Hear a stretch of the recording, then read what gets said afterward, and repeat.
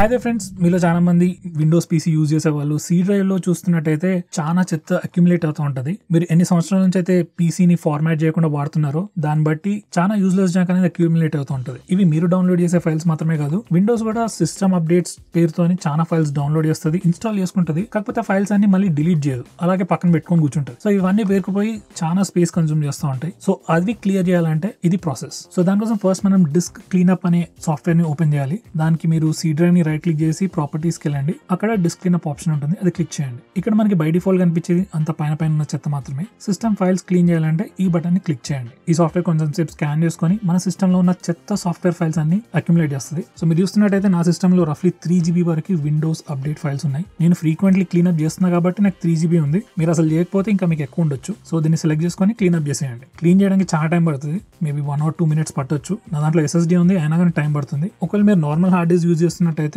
ఈజీగా 5-10 minutes కూడా పట్టొచ్చు. సో ఫ్రెండ్స్, క్లీన్ అయిపోయింది. సో ఫ్రెండ్స్, ఈ వీడియో కనుక నచ్చినట్లయితే వీడియోని తప్పకుండా లైక్ చేయండి, మీ ఫ్రెండ్స్ తో కూడా షేర్ చేయండి, అండ్ మన ఛానల్ ని సబ్స్క్రైబ్ చేసుకోండి. అలాగే కమెంట్ చేస్తే మనకి ఎంగేజ్మెంట్ కూడా పెరుగుతుంది. Thanks for watching, see you next time.